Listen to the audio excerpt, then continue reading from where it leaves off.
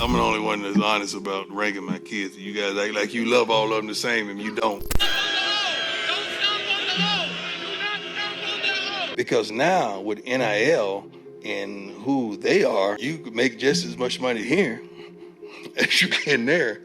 There has not been a more unique story in all of football than the story of the Colorado Buffaloes. And I'm not just saying this because Colorado is in the same exact conference as my alma mater. It was truly a unique storyline to follow all season long. And there's decisions that were just made that can completely change the trajectory of this team. Before we get to the content, make sure you drop like, subscribe, and turn on our notifications to help the channel grow. Now that we get all that out of the way, break!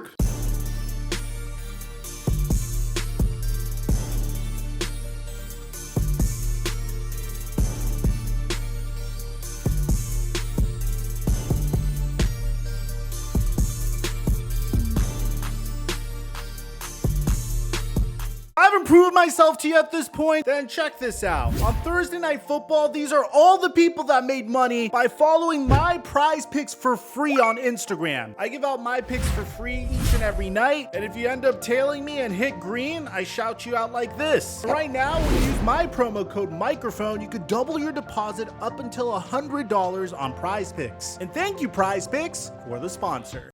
Mic check 1 2 1 2. What's going on, everybody? I'm not gonna lie, a few years ago when Deion Sanders first announced that he was going to get into coaching and started to make headlines for coaching Jackson State, I thought it was a cute story, particularly when he started coaching his sons. When he officially announced that he was going to become the next head coach of Colorado, definitely caused me to raise an eyebrow. It seemed like the Pac-12 was on the up and up, with Lincoln Riley going to USC and now Deion Sanders coming to coach Colorado, which is a team that historically hasn't been that significant whenever it came to their football program. But with Deion came a lot of press, an incredible ability as a marketer, and a lot of talent, particularly his sons Shedeur and Shiloh. And in the beginning of the season, it was a lot of fun. The Colorado Buffaloes were winning, they were talking trash. Earlier in this season, they had this adorable back and forth with Colorado State's head coach when Jay Norvell said that he doesn't wear sunglasses whenever he's talking to the press, which then resulted in Deion Sanders creating an entire marketing campaign based upon his sunglasses, saying what Jay Norvell said about his team made things personal.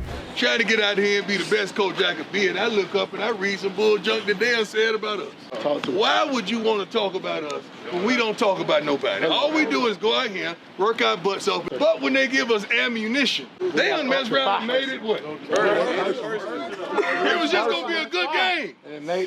They done messed around and made it personal. And then brought in almost $5 million as a result of this. Then they would have this adorable video where they would walk onto the field before they faced off against Oregon and would stomp on the Oregon logo and I guess taunt Oregon to fire themselves up. And I believe this was when things started to trend downward for the Colorado Buffaloes. You see, they weren't just any Cinderella story. You either absolutely love this team or you love to see them get beat. And in this case, Colorado would start to get beat a lot. The primary factor in the reason why Colorado was struggling so mightily was clearly the fact that their offensive line was just terrible. I mean, one would have to feel a tremendous amount of empathy for their starting QB, who happens to be the head coach's son, by the way, for the amount of pressure that was generated on this young man. I mean, against one game versus UCLA, Shedeur Sanders was pressured 24 times, hit 17 times, knocked down 13 times, and sacked 7 times. Now, despite that, he still went 27 of 43 for 217 yards and a touchdown, which is incredible considering the amount of hits he took. But the storyline their entire season was their lack of an offensive line. Shedeur Sanders would get sacked 52 times this past year, which officially made him the most sacked quarterback in all of football. He also was pressured 192 times, which made him the second highest pressured quarterback in all of college football. The result? Well, Shedeur Sanders would sustain a season-ending injury, wouldn't even make it to Colorado's final game. Maybe that was just empathy from his father trying not to put his son out there and ruin his football career before it even started in the NFL. But through it all, there's a gigantic question as to what Shedeur Sanders' future is going to look like. I mean, obviously, you can't send this kid out there for another season behind a patchwork offensive line and hoping for a different result, right? Whenever Shedeur does have time, he's played masterful games. He's only thrown 3 interceptions all season long. He's thrown 27 touchdown passes all season long. So one would think that Shedeur already drives a luxury vehicle, which seems to be the trend with all of these NIL QBs. Hell, you even had Tom Brady calling him out for it. One question before I go, Tom, do you think a college kid needs a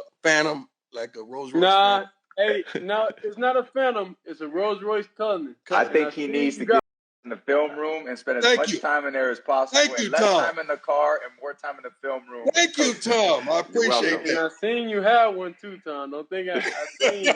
I was just a rental. Hey, I had a few bucks in my pocket at that point. I'll see some car stories when we're together next time. The problem is Shedeur Sanders is one of the most valuable NIL talents in all of college sports. To give you an idea of how valuable Shedeur Sanders is right now, only Bronny James has a higher NIL valuation at $5.9 million. Shedeur is at $4 million and Livy Dunn is $3.3 million. Arch Manning is under Livy Dunn with $2.8 million, and then you have Caleb Williams at $2.7. So on one hand, in years past, I would say this is a no-brainer. Shedeur Sanders should get up and immediately go to the NFL. But Deion Sanders seems to have a completely different path for his son. And this path is primarily as a result of who the projected #1 overall pick in this year's NFL draft is. So back in September, when asked about this topic, Deion Sanders had this to say about his sons.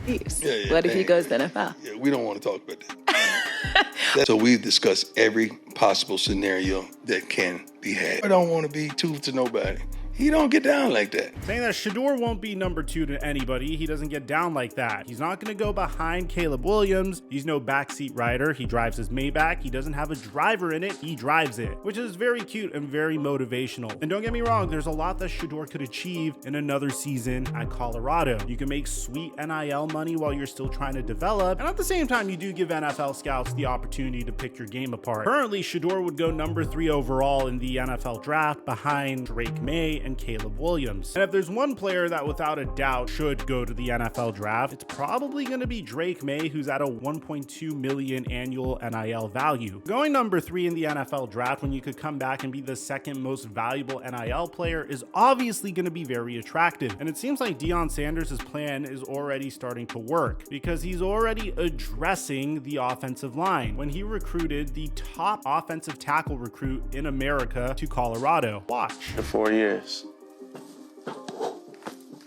Uh-oh. What's in the bag seat? The University of Colorado. And now you're starting to see the Deion Sanders effect a little bit. In this brand new college football landscape, you obviously want a team that could get you into the NFL. That goes without a question. But you also want a team that will help you learn how to market your image and likeness for while you're in the NFL and to start earning you money right away. And Deion Sanders has done a remarkable job of that. If you think about it, this is a 4-8 Colorado team that is consistently in headlines, is consistently creating content, and is all in on this brand new era of college football. Travis Hunter gets injured by what some people thought was a dirty hit. Well, he sits down the individual that injured him and starts interviewing him and has a conversation with him and then uploads it to his YouTube channel. You don't see a lot of content like that being created. Even as a content creator myself, I thought that was very unique. I could see the appeal of going to Colorado, and I could see the appeal of coming back for another year. Recently, Deion Sanders has been a little bit more cards to the chest about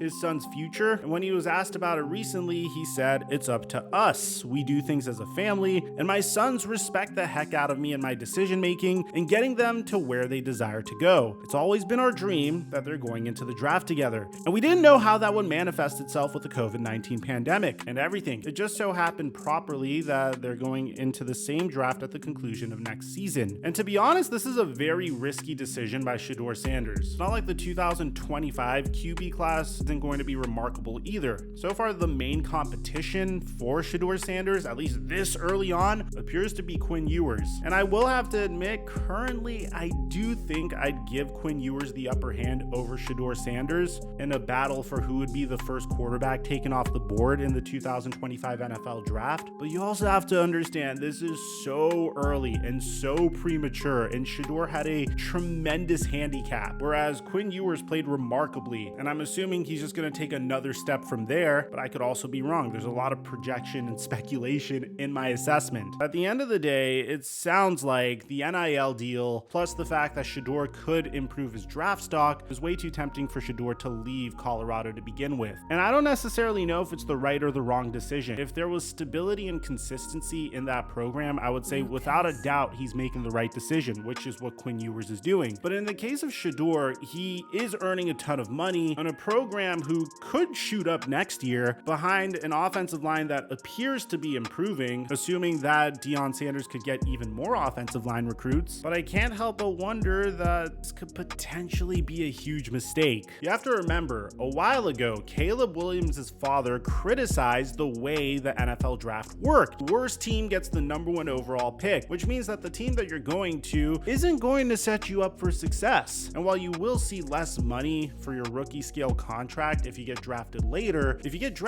you have a significantly better chance of being drafted onto a team that has a stable head coach, stable front office, and is just known as a good organization. Don't get me wrong, I think whoever gets drafted to the Bears this year with the #1 overall pick, assuming they decide to do that, is very, very lucky, because they also have another top 5 pick. At least so far it appears that they still have another top 5 pick in this year's draft. But in other instances, man, the third quarterback off of the board usually gets drafted maybe at the 7th or 8th spot in the NFL draft. So let me know in the comment section down below, what do you guys think about all this? Do you think Shedeur should stay? Or if you were him, would you declare? I'd like to hear what you have to say. Aside from that, I'm your boy Mike, and I'm dropping our mic until our next upload.